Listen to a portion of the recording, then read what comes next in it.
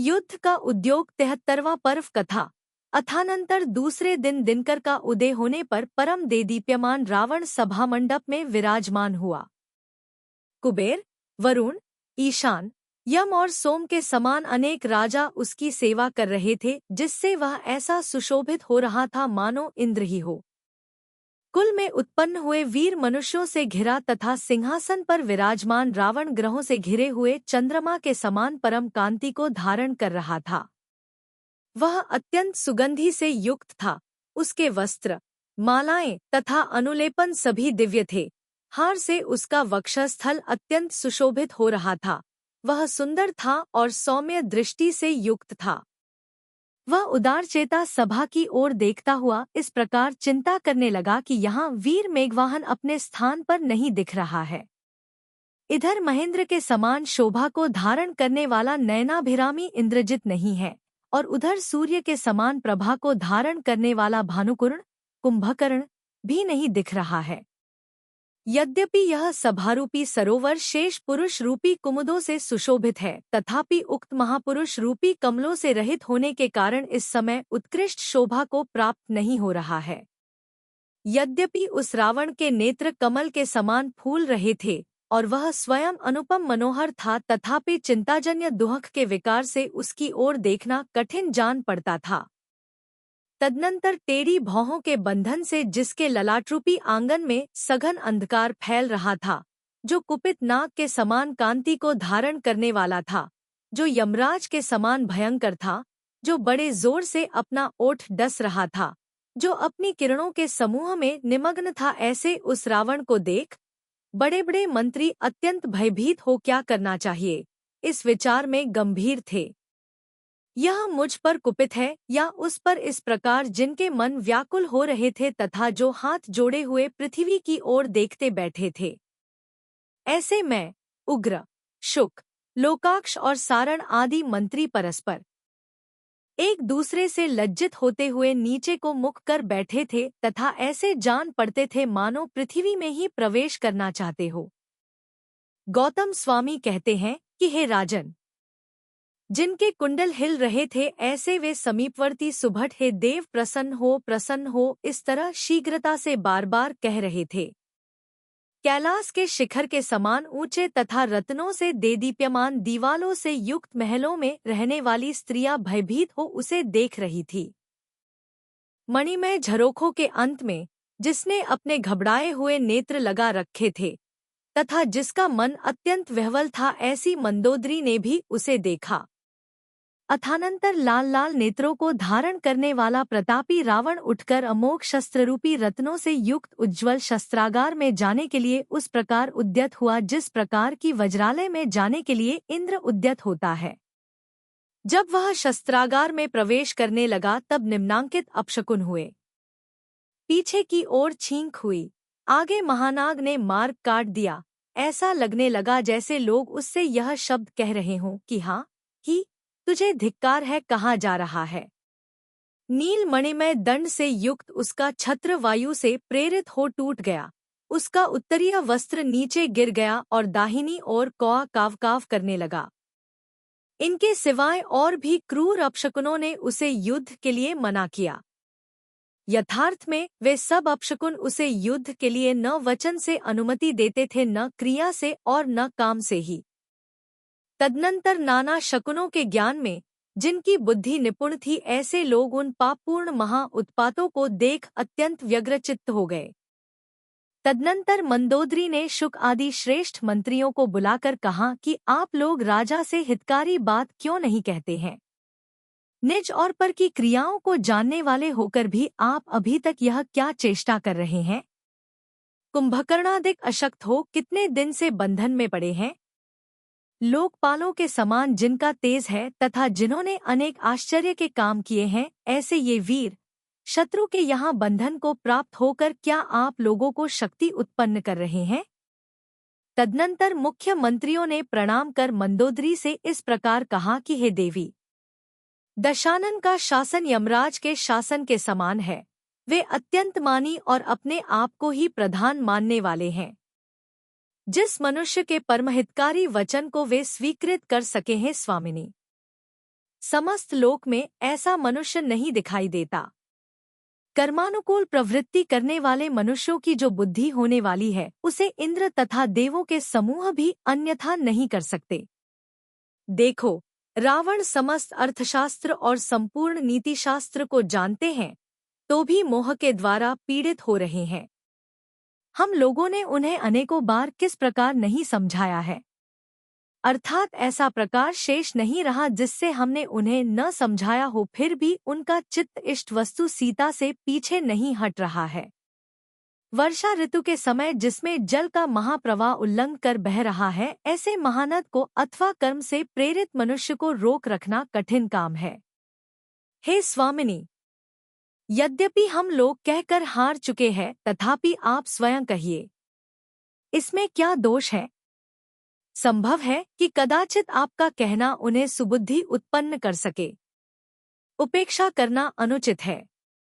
इस प्रकार मंत्रियों का कहा श्रवण कर जिसने रावण के पास जाने का निश्चित विचार किया था, जो भय से काँप रही थी तथा घबराई हुई लक्ष्मी के समान जान पड़ती थी, जो स्वच्छ, लंबे, विचित्र और जल की सदृशता को धारण करने वाले वस्त्र से आवृत थी, ऐसी मंदोदरी रावण के पास जाने के लिए उद्यत हुई।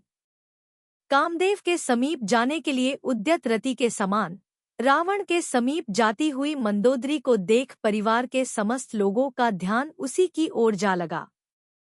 छत्र तथा चमरों को धारण करने वाली स्त्रियां जिसे सब ओर से घेरे हुई थी, ऐसी सुमुखी मंदोदरी ऐसी जान पड़ती थी मानो इंद्र के पास जाती हुई शची ही हो, इंद्राणी ही हो, जो लंबी सांस भर रही थी, जो चलती चलती बीच में स्खलित हो जाती थी, जिसकी करधनी कुछ कुछ ढीली हो रही थी, जो निरंतर पति का कार्य करने में तत्पर थी और जो अनुराग की मानो महानदी ही थी, ऐसी आती हुई मंदोदरी को रावण ने लीलापूर्ण चक्षु से देखा।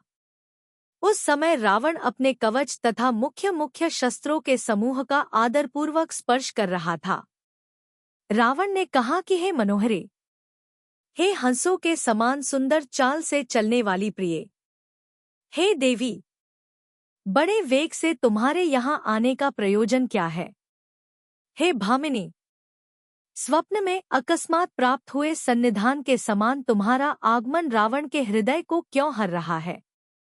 तदनंतर जिसका मुख निर्मल पूर्णचंद्र की तुलना को प्राप्त था, जिसके नेत्र खिले हुए कमल के समान थे, जो स्वभाव से ही उत्तम हाव भाव को धारण करने वाली थी, जो मनोहर कटाक्षों के छोड़ने में चतुर थी, जिसका शरीर मानो कामदेव के रहने का स्थान था, जिसके मधुर शब्द बीच बीच में स्खलित हो रहे थे, जिसका शरीर दांत तथा ओंठोड़ की रंगबिरंगी विशाल कांति से पिंजर वर्ण हो रहा था, जिसका उदर स्तनरूपी स्वर्णमय महाकलशों से झुक रहा था, जिसकी त्रिवलरूपी रेखाएं स्खलित हो रही थी, जो अत्यंत सुकुमार थी, अत्यधिक सुंदरी थी और जो पति के प्रसाद की उत्तम भूमि थी, ऐसी मंदोदरी प्रणाम कर बोली कि हे देव, आप परम प्रेम और दया धर्म से सहित हो, अतः मेरे लिए पति की भीख देओ, प्रसन्नता को प्राप्त हो।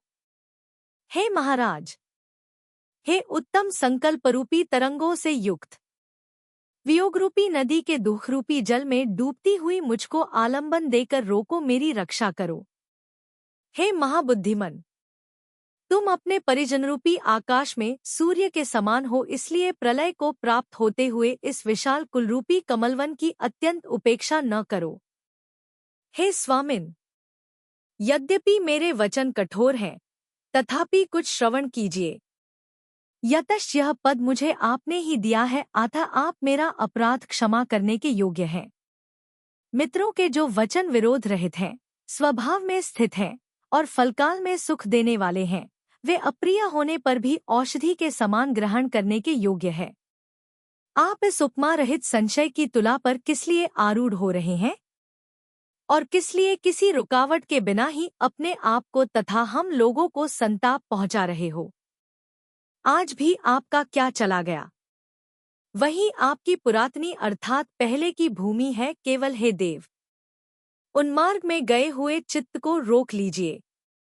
आपका यह मनोरथ अत्यंत संकट में प्रवृत्त हुआ है, इसलिए इन इंद्रियरूपी घोड़ों को शीघ्र ही रोक लीजिए। आप तो विवेक रूपी मजबूत लगाम को धारण करने वाले हैं। आपकी उत्कृष्ट धीरता, गंभीरता और विचारकता उस सीता के लिए जिस कुमार्ग से गई है, हे नाथ, जान पड़ता है कि आप भी किसी के द्वारा उसी कुमार्ग से ले जाए जा रहे हैं। जिस प्रकार अष्टापद कुएं के जल में अपनी परछाई देख दुहक को प्राप्त हुआ, उसी प्रकार अत्यंत दुहक देने वाली आपत्तियों में तुम किस लिए प्रवृत्त हो रहे हो? अत्यधिक क्लेश उत्पन्न करने वाले अपयशरूपी ऊंचे वृक्ष को भेदन कर सुख से रहिए। आप केले के स्तंभ के समान किस निहसार फल की इच्छा रखते हैं? हे समुद्र के समान गंभीर, अपने प्रशस्त कुल को फिर से अलंकृत कीजिए और कुलीन मनुष्यों के शिर दर्द के समान भूमिगोचरी की स्त्री सीता को शीघ्र ही छोड़िए। हे स्वामिन, वीर सामंत जो एक दूसरे का विरोध करते हैं, सो धन की प्राप्ति के प्रयोजन से करते हैं, अथवा मन में ऐसा विचार कर करते हैं कि या तो पर को मारूं या मैं स्वयं मरूं। सो यहाँ धन की प्राप्ति तो आपके विरोध का प्रयोजन हो नहीं सकती, क्योंकि आपको धन की क्या कमी है। और दूसरा प्रयोजन अपना पराया मरना है, सो किस लिए मरना? पराई स्त्री के लिए मरना, यह तो हास्यकर बात है।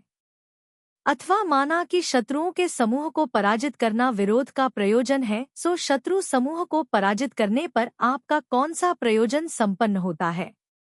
आता है स्वामिन, सीतारूपी हट छोड़िए और दूसरा व्रत रहने दीजिए। एक परस्त्री त्याग व्रत के द्वारा ही उत्तम शील को धारण करने वाला पुरुष दोनों जन्मों में प्रशंसा को प्राप्त होता है। कज्जल की उपमा धारण करने वाली परस्त्रियों का लोभी मनुष्य मेरु के समान गौरव से युक्त होने पर भी तृण के समान तुच्छता को प्राप्त हो जाता है। देव जिस पर अनुग्रह करते हैं, अथवा जो चक्रवर्ती का पुत्र है, वह भी परस्त्री की आसक्ति रूपी करदम से लिप्त होता हुआ परम अकीर्ति को प्राप्त होता है। जो मूर्ख परस्त्री के साथ प्रेम करता है, मानो वह पापी आशी विष नामक सर्पिणी के साथ रमण करता है। अत्यंत निर्मल कुल को अपकीर्ति से मलिन मत कीजिए, अथवा आप स्वयं अपने आप को मलिन कर रहे हैं, सो इस दुर्बुद्धि को छोड़िए। सुमुख तथा वज्रघोष आदि महाबलवान पुरुष परस्त्री की इच्छा मात्र से नाश को प्राप्त हो चुके, सो क्या वे आपके सुनने में नहीं आए? अथानंतर जिसका समस्त शरीर सफेद चंदन से लिप्त था तथा जो स्वयं नूतन मेघ के समान श्यामल वर्ण था, ऐसा कमललोचन रावण मंदोदरी से बोला कि हे प्रिये, तू क्यों इस तरह अत्यंत कातरता को प्राप्त हो रही है? भीरु अर्थात स्त्री होने के कारण ही तू भीरु अर्थात कातर भाव को धारण कर रही है। अहो, स्त्री का भीरु यह नाम सार्थक ही है। मैं न अर्क कीर्ति हूँ, न वज्रघोष हूँ और न कोई दूसरा ही मनुष्य हूँ, फिर इस तरह क्यों कह रही है? वह मैं शत्रुरूप वृक्षों के समूह को भस्म करने वाला मृत्युरूपी दावानल हूँ, इसलिए सीता को वापस नहीं लौटाऊंगा। हे मंदमते, भय मत कर, अथवा इस चर्चा से तुम्हें क्या प्रयोजन है? तू तो सीता की रक्षा करने के लिए नियुक्त की गई है, सो यदि रक्षा करने में समर्थ नहीं है तो मुझे शीघ्र ही वापस सौंप दे। यह सुन मंदोदरी ने कहा कि आप उसके साथ रतिसुख चाहते हैं, इसीलिए निर्लज्ज हो इस प्रकार कह रहे हैं कि उसे मुझे सौंप दो। इतना कह ईर्ष्या संबंधी क्रोध को धारण करने वाली उस दीर्घलोचना मंदोदरी ने सौभाग्य की इच्छा से कर्णोत्पल के द्वारा रावण को ताड़ा। पुनः मन ही मन ईर्ष्या को रोककर उसने कहा कि हे सुंदर, बताओ तो सही कि तुमने उसका क्या महात्म्य देखा है, जिससे उसे इस तरह चाहते हो? न तो वह गुणवती जान पड़ी है, न रूप में सुंदर है, न कलाओं में निपुण है और न आपके मन के अनुसार प्रवृत्ति करने वाली है। फिर भी ऐसी सीता के साथ रमण करने की है वल्लभ, तुम्हारी कौन बुद्धि है? मेरी दृष्टि में तो केवल अपनी लघुता ही प्रकट हो रही है, जिसे आप समझ नहीं रहे हैं। कोई भी पुरुष स्वयं अपने आप की प्रशंसा करता हुआ गौरव को प्राप्त नहीं होता। यथार्थ में जो गुण दूसरों के मुखों से प्रशंसित होते हैं वे ही गुणपने को प्राप्त होते हैं। इसीलिए मैं ऐसा कुछ नहीं कहती हूँ, किंतु आप स्वयं जानते हैं कि बेचारी सीता की तो बात ही क्या, लक्ष्मी भी मेरे समान नहीं है। इसलिए हे विभो, सीता के साथ समागम की जो अत्यधिक लालसा है उसे छोड़िए, जिसका परिहार नहीं ऐसी अपवादरूपी तीव्र अग्नि में मत पड़िए। आप मेरा अनादर कर इस भूमिगोचरी को चाह रहे हैं, सो ऐसा जान पड़ता है मानो कोई मूर्ख बालक वैडूर्यमणि को छोड़कर कांच की इच्छा करता है। इससे आपका मनचाहा दिव्य रूप भी नहीं हो सकता, अर्थात यह विक्रिया से आपकी इच्छानुसार रूप नहीं परिवर्तित कर सकती। फिर हे नाथ, आप इस ग्रामीण स्त्री को क्यों चाहते हैं? मैं आपकी इच्छानुसार रूप को धरने में अतिशय निपुण हूँ, सो मुझे आज्ञा दीजिए कि मैं कैसी हो जाऊं। हे स्वामिन, क्या शीघ्र ही तुम्हारे चित्त को हरण करने वाली एवं कमल रूपी घर में प्रीति धारण करने वाली लक्ष्मी बन जाऊं? अथवा हे प्रभो, इंद्र के नेत्रों की विश्राम भूमि स्वरूप इंद्राणी हो जाऊं? अथवा कामदेव के चित्त को रोकने वाली साक्षात रति ही बन जाऊं? अथवा हे देव, आपकी इच्छानुसार प्रवृत्ति करने वाली क्या हो जाऊं? तदनंतर जिसका मुख नीचे की ओर था, जिसके नेत्र आधे खुले थे तथा जो लज्जा से सहित था, ऐसा रावण धीरे धीरे बोला कि हे प्रिये, तुमने मुझे परस्त्री सेवी कहा सो ठीक है। देखो मैंने यह क्या किया। परस्त्री में चित्त से आसक्त होने से परम अकीर्ति को प्राप्त होते हुए मैंने इस मूर्ख आत्मा को अत्यंत लघु कर दिया है।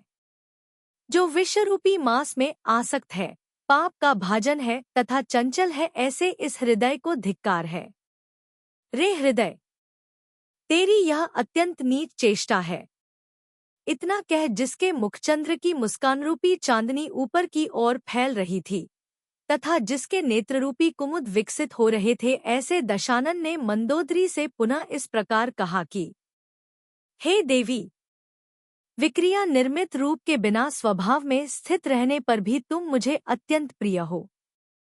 हे उत्तमे, मुझे अन्य स्त्रियों से क्या प्रयोजन है? तदनंतर स्वामी की प्रसन्नता प्राप्त होने से जिसका चित्त खिल उठा था, ऐसी मंदोदरी ने पुनः कहा कि हे देव, सूर्य के लिए दीपक का प्रकाश दिखाना क्या उचित है? अर्थात आपसे मेरा कुछ निवेदन करना उसी तरह व्यर्थ है जिस तरह की सूर्य को दीपक दिखाना। हे दशानन, मैंने मित्रों के बीच जो यह हितकारी बात कही है सो उसे अन्य विद्वानों से भी पूछ लीजिए। मैं अबला होने से कुछ समझती नहीं हूँ, अथवा समस्त शास्त्रों को जानने वाला भी प्रभु यदि कदाचित दैवयोग से प्रमाद करता है तो क्या हित की इच्छा रखने वाले प्राणी को उसे समझाना चाहिए। जैसे कि विष्णु कुमार मुनि विक्रिया द्वारा आत्मा को भूल गए थे, सो क्या उन्हें सिद्धांत के उपदेश द्वारा प्रबोध को प्राप्त नहीं कराया गया था। यह पुरुष है और यह स्त्री है, इस प्रकार का विकल्प निर्बुद्धि पुरुषों को ही होता है। यथार्थ में जो बुद्धिमान है वे स्त्री पुरुष सभी से हितकारी वचनों की अपेक्षा रखते हैं। हे नाथ, यदि आपकी मेरे ऊपर कुछ थोड़ी भी प्रसन्नता है तो मैं कहती हूँ कि परस्त्री से रति की याचना छोड़ो अथवा परस्त्री में रत पुरुष का मार्ग तजो। यदि आपकी आज्ञा हो तो मैं जानकी को ले जाकर राम को आपकी शरण में ले आती हूँ तथा तुम्हारे इंद्रजित और मेघवाहन नामक दोनों पुत्रों तथा भाई कुंभकर्ण को वापस लिए आती हूँ। अधिक जनों की हिंसा से क्या प्रयोजन है? मंदोदरी के इस प्रकार कहने पर रावण अत्यधिक कुपित होता हुआ बोला कि जा जा, जल्दी जा, वहां जा जहां कि मैं तेरा मुख नहीं देखूं। अहो, तू अपने आप को बड़ी पंडिता मानती है जो अपनी उन्नति को छोड़ दीन चेष्टा को धारक हो शत्रुपक्ष की प्रशंसा करने में तत्पर हुई है। तू वीर की माता और मेरी पट्टरानी होकर भी जो इस प्रकार दीन वचन कह रही है तो जान पड़ता है कि तुझसे बढ़कर कोई दूसरी कायर स्त्री नहीं है। इस प्रकार रावण के कहने पर मंदोदरी ने कहा कि हे नाथ, विद्वानों ने बलभद्रों, नारायणों तथा प्रतिनारायणों का जन्म जिस प्रकार कहा है उसे सुनिए। हे देव, इस युग में अब तक विजय तथा अचल आदि 7 बलभद्र और त्रिपृष्ठ, द्विपृष्ठ, स्वयंभू, पुरुषोत्तम, नृसिंहा, पुंडरीक और दत्त ये 7 नारायण हो चुके हैं। ये सभी जगत में अत्यंत धीर, वीर तथा प्रसिद्ध पुरुष हुए हैं। इस समय पद्म और लक्ष्मण नामक बलभद्र तथा नारायण होंगे। सो हे दशानन, जान पड़ता है कि ये दोनों ही यहाँ आ पहुँचे हैं। जिस प्रकार अश्वग्रीव और तारक आदि प्रतिनारायण इनसे नाश को प्राप्त हुए हैं, उसी प्रकार जान पड़ता है कि तुम भी इनसे नाश को प्राप्त होना चाहते हो। हे नाथ, हित करने में तत्पर तत्व का निरूपण करने के लिए तब तक आशंका की जाती है जब तक कि निरूपणादि तत्व का पूर्ण निश्चय नहीं दिखाई पड़ता है। बुद्धिमान मनुष्य को वह कार्य करना चाहिए जो इस लोक तथा पर लोक में सुख का देने वाला हो। दोहरूपी अंकुर की उत्पत्ति का कारण तथा निंदा का स्थान न हो। चिरकाल तक भोगे हुए भोगों से जो तृप्ति को प्राप्त हुआ हो, ऐसा 3 लोक में भी यदि कोई एक पुरुष हो तो हे पाप से मोहित रावण, उसका नाम कहो। यदि समस्त भोगों को भोगने के बाद भी तुम मुनिपद को धारण नहीं कर सकते हो तो कम से कम गृहस्थ धर्म में तत्पर होकर भी दोहक का नाश करो। हे नाथ, अनुव्रत रूपी तलवार से जिसका शरीर देदीप्यमान है, जो नियम रूपी छत्र से सुशोभित है, जिसने सम्यक दर्शन रूपी कवच धारण किया है, जो शीलव्रत रूपी पताका से युक्त है, जिसका शरीर भावनारूपी चंदन से आर्द्र है, सम्यक ज्ञान ही जिसका धनुष है, जो जितेंद्रियता रूपी बल से सहित है, शुभध्यान रूपी प्रताप से युक्त है, मर्यादा रूपी अंकुश से सहित है, जो निश्चय रूपी हाथी पर सवार है, और जिनेंद्र भक्ति ही जिसकी महाशक्ति है, ऐसे होकर तुम दुर्गति रूपी सेना को जीतो। यथार्थ में यह दुर्गति रूपी सेना अत्यंत कुटिल, पाप रूपिणी और अत्यंत दुहसह है, सो इसे जीतकर तुम सुखी हो। हिमवत तथा मेरु आदि पर्वतों पर जो अकृत्रिम जिनालय हैं, उनकी मेरे साथ पूजा करते हुए जम्बूद्वीप में विचरण करो। 18,000 स्त्रियों के हस्तरूपी पल्लवों से लालित होते हुए तुम मंदरगिरी के निकुंज और गंगा नदी के तटों में क्रीड़ा करो। हे सुंदर, विद्याधर दंपति अपने अभिलषित मनोहर स्थानों में इच्छानुसार सुखपूर्वक विहार करते हैं। हे विद्वन अथवा हे यशस्विन, युद्ध से कुछ प्रयोजन नहीं है। प्रसन्न हो और सब प्रकार से सुख उत्पन्न करने वाले मेरे वचन अंगीकृत करो। विष के समान दुष्ट, निंदनीय तथा परम अनर्थ का कारण जो यह लोकापवाद है, सो इसे छोड़ो। व्यर्थ ही अपयश रूप सागर में क्यों डूबते हो? इस प्रकार प्रसन्न करती तथा उसका परमहित चाहती हुई मंदोदरी हस्तकमल जोड़कर रावण के चरणों में गिर पड़ी। अथानंतर निर्भय रावण ने हंसते हुए उस भयभीत मंदोदरी को उठाकर कहा कि तू इस तरह कारण के बिना ही भय को क्यों प्राप्त हो रही है? हे सुंदरी, मुझसे बढ़कर कोई दूसरा उत्तम मनुष्य नहीं है। तू स्त्रीपना के कारण इस किस मिथ्या भीरुता का आलंबन ले रही है? अर्थात स्त्री होने के कारण व्यर्थ ही क्यों भयभीत हो रही है? वे नारायण हैं। इस प्रकार दूसरे पक्ष के अभ्युदय को सूचित करने वाली जो बात तूने कही है, सो हे देवी, तुझे स्पष्ट बात बताऊं कि नारायण और बलदेव इस नाम को धारण करने वाले पुरुष बहुत से हैं। क्या नाम की उपलब्धि मात्र से कार्य की सिद्धि हो जाती है?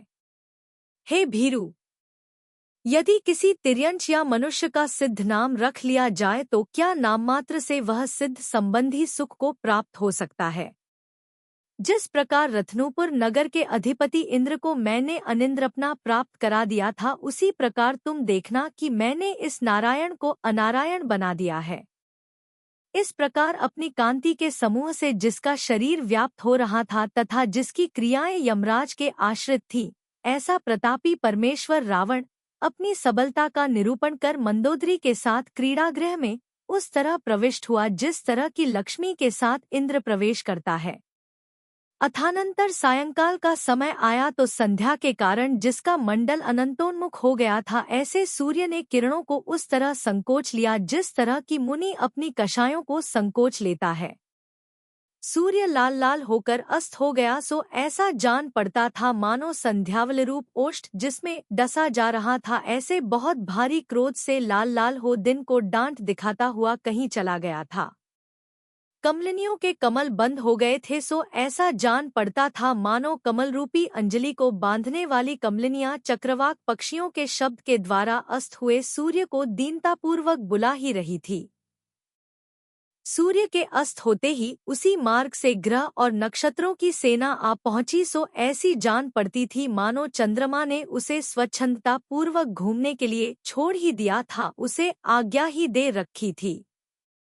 तदनंतर दीपिका रूपी रत्नों से प्रकाशित प्रदोष काल के प्रकट होने पर प्रभा से जगमगाती हुई लंका मेरु की शिखा के समान सुशोभित हो उठी। उस समय कोई स्त्री पति का आलिंगन कर कांपती हुई बोली कि तुम्हारे साथ यह एक रात तो आनंद से बिता लूं, कल जो होगा सो होगा। जिसकी चोटी में गूंथी हुई जूही की माला से सुगंधी निकल रही थी तथा जो मधु के नशा में मत्त हो झूम रही थी, ऐसी कोई एक स्त्री पति की गोद में उस तरह लौट गई मानो अत्यंत कोमल पुष्प वृष्टि ही बिखेर दी गई हो।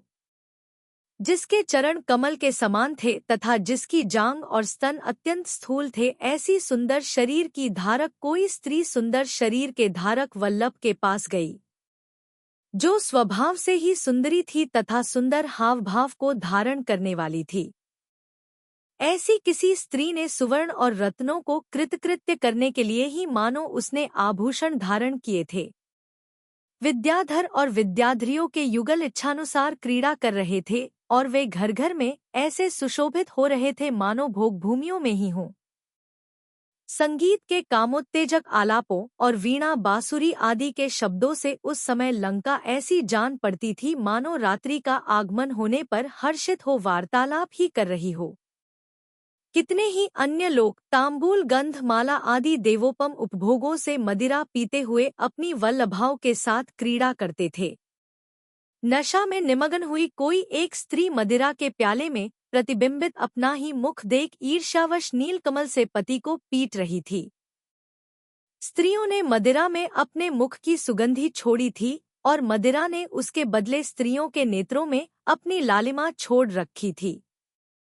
वही वस्तु इष्टजनों के संसर्ग से परम सुंदरता को धारण करने लगती है, इसीलिए तो स्त्री के पीने से शेष रहा मधु स्वादिष्ट हो गया था।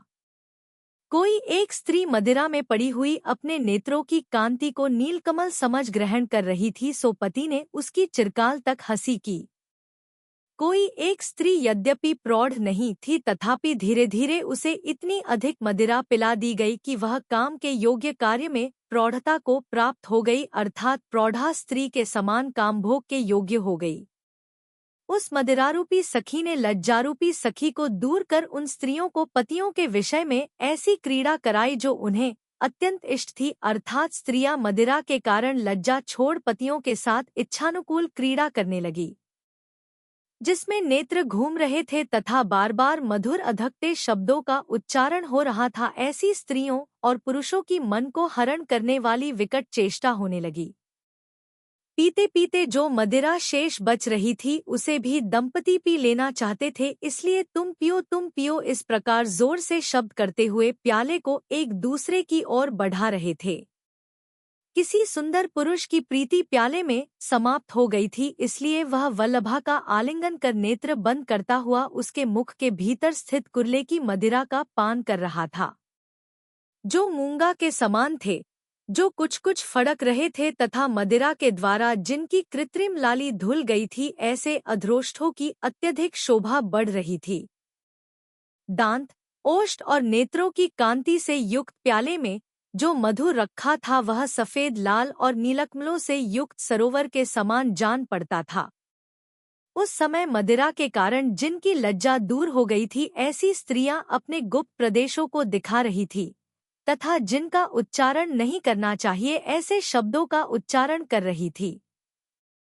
चंद्रोदय, मदिरा और यौवन के कारण उस समय उन स्त्री पुरुषों का काम अत्यंत उन्नत अवस्था को प्राप्त हो चुका था, जिसमें नख क्षत किए गए थे, जो शीतकार से सहित था, जिसमें ओष्ठ डंशा गया था तथा जो आकुलता से युक्त था, ऐसा स्त्री पुरुषों का संभोग आगे होने वाले युद्ध का मानो मंगलाचार ही था। इधर सुंदर चेष्टा से युक्त रावण ने भी समस्त अंतःपुर को एक साथ उत्तम शोभा प्राप्त कराई, अर्थात अंतःपुर की समस्त स्त्रियों को प्रसन्न किया। उत्तम नेत्रों से युक्त मंदोदरी बार बार आलिंगन कर बड़े स्नेह से पति का मुख देखती थी तो भी तृप्त नहीं होती थी। वह कह रही थी कि हे कांत, जब तुम विजय हो यहाँ लौट कर आओगे तब मैं सदा तुम्हारा आलिंगन करूंगी। हे मनोहर, मैं तुम्हें एक क्षण के लिए भी न छोड़ूंगी, और जिस प्रकार लताएं बाहुबली स्वामी के समस्त शरीर में समा गई थी, उसी प्रकार मैं भी तुम्हारे समस्त शरीर में समा जाऊंगी। इधर प्रेम से कातर चित्त को धारण करने वाली मंदोदरी इस प्रकार कह रही थी, उधर मुर्गा बोलने लगा और रात्रि समाप्त हो गई। अथानंतर नक्षत्रों को कांति को नष्ट करने वाली संध्या की लाली आकाश में आ पहुंची और अरहंत भगवान के मंदिर में संगीत का मधुर शब्द होने लगा। प्रलयकालीन अग्नि समूह के समान जिसका आकार था, ऐसा लोक लोचन सूर्य किरणों से दिशाओं को आच्छादित करता हुआ उद्याचल के साथ संबंध को प्राप्त हुआ। प्रातःकाल के समय पति जिन्हें बड़ी कठिनाई से सांत्वना दे रहा था, ऐसी स्त्रियां व्यग्र होती हुई मन में न जाने क्या क्या दुहसा विचार धारण कर रही थी। तदनंतर रावण की आज्ञा से युद्ध का संकेत देने में निपुण शंख फूंके गए और गंभीर भेरिया बजाई गई। जो परस्पर अहंकार धारण कर रहे थे तथा अत्यंत उद्धत थे, ऐसे योद्धा घोड़े, हाथी और रथों पर सवार हो हर्षित होते हुए बाहर निकले। जो खड्ग, धनुष, गदा, भाले आदि चमकते हुए शस्त्र समूह को धारण कर रहे थे, जो हिलते हुए चमर और छत्रों की छाया से सुशोभित थे, जो शीघ्रता करने में तत्पर थे, देवों के समान थे और अतिशय प्रतापी थे, ऐसे विद्याधर राजा बड़े ठाट-बाट से युद्ध करने के लिए निकले। उस समय निरंतर रुदन करने से जिनके नेत्र कमल के समान लाल हो गए थे, ऐसी नगर की स्त्रियों की दीन दशा देख दुष्ट पुरुष का भी चित्त अत्यंत दुखी हो उठता था। कोई एक योद्धा पीछे पीछे आने वाली स्त्री से यह कहकर कि अरी पगली, लौट जा, मैं सचमुच ही युद्ध में जा रहा हूँ, बाहर निकल आया। किसी मृगनयनी स्त्री को पति का मुख देखने की लालसा थी, इसलिए उसने इस बहाने की अरे शिर का टोप तो लेते जाओ, पति को अपने सम्मुख किया था। जब पति दृष्टि के ओझल हो गया, तब अश्रुओं के साथ साथ कोई स्त्री मूर्छित हो नीचे गिर पड़ी और सखियों ने उसे घेर लिया। कोई एक स्त्री वापस लौट शैया की पाटी पकड़ मौन लेकर मिट्टी की पुतली की तरह चुपचाप बैठ गई। कोई एक शूरवीर सम्यक दृष्टि तथा अनुव्रतों का धारक था, इसलिए उसे पीछे से तो उसकी पत्नी देख रही थी और आगे से देवकन्या देख रही थी। जो योद्धा पहले पूर्णचंद्र के समान सौम्य थे, वे ही युद्ध उपस्थित होने पर कवच धारण कर यमराज के समान दमकने लगे। जो धनुष तथा छत्र आदि से सहित था, ऐसा मारीच चतुरंगिणी सेना ले बड़े तेज के साथ नगर के बाहर आया। धनुष को धारण करने वाले विमलचंद्र, विमल मेघ, सुनंद, आनंद तथा नंद को आदि लेकर सैकड़ों हजारों योद्धा युद्धस्थल में आए। सो वे विद्या निर्मित अग्नि के समान देदीप्यमान रथों से दशों दिशाओं को देदीप्यमान करते हुए ऐसे सुशोभित हो रहे थे, मानो अग्निकुमार देव ही हो। कितने ही सुभट देदीप्यमान शस्त्रों से युक्त तथा हिमालय के समान भारी भारी हाथियों से दिशाओं को इस प्रकार आच्छादित कर रहे थे, मानो बिजली सहित मेघों से ही आच्छादित कर रहे हों। पांचों प्रकार के शस्त्रों से युक्त कितने ही वेगशाली सुभट उत्तम घोड़ों के समूह से ऐसे जान पड़ते थे, मानो नक्षत्र मंडल को सहसा चूर चूर होकर रहे हों। नाना प्रकार के बड़े बड़े वादित्रों, घोड़ों की हिनहिनाहट, हाथियों की गर्जना, पैदल सैनिकों के बुलाने के शब्द, योद्धाओं की सिंहनाद, चारणों की जय जय ध्वनि, नटों के गीत तथा उत्साह बढ़ाने में निपुण अन्य प्रकार के महाशब्द सब ओर से मिलकर एक हो रहे थे, इसलिए उनसे ऐसा जान पड़ता था मानो आकाश प्रलयकालीन मेघों से व्याप्त हो दुहक से चिल्ला ही रहा हो। उस समय जो घोड़े रथ तथा पैदल सैनिकों से युक्त थे, जो परस्पर एक दूसरे से बढ़ीचड़ी विभूति से देदीप्यमान थे, जिनकी भुजाएं बड़ी बड़ी थी तथा जिन्होंने अपने उन्नत वक्षस्थलों पर कवच धारण कर रखे थे, ऐसे विजय के अभिलाषी अनेक राजा बिजली के समान जान पड़ते थे, जिनके हाथों में तलवारें लपलपा रही थी तथा जो स्वामी के संतोष की इच्छा कर रहे थे। ऐसे पैदल सैनिक भी उन राजाओं के आगे आगे जा रहे थे। विविध झुंडों को धारण करने वाले उन सब सैनिकों से आकाश तथा दिशाएं ठसाठस भर गई थी। गौतम स्वामी कहते हैं कि हे श्रेणिक, इस प्रकार पिछले पूर्वभवों में संचित त्रिभुवन संबंधी शुभ कर्म के विद्यमान रहते हुए यह प्राणी यद्यपि नाना प्रकार की चेष्टाएं करता है, तथापि सूर्य भी उसे अन्यथा करने में समर्थ नहीं है। इस प्रकार आर्ष नाम से प्रसिद्ध रविशेणाचार्य द्वारा कथित पद्म पुराण में युद्ध के उद्योग का वर्णन करने वाला 73वां पर्व समाप्त हुआ।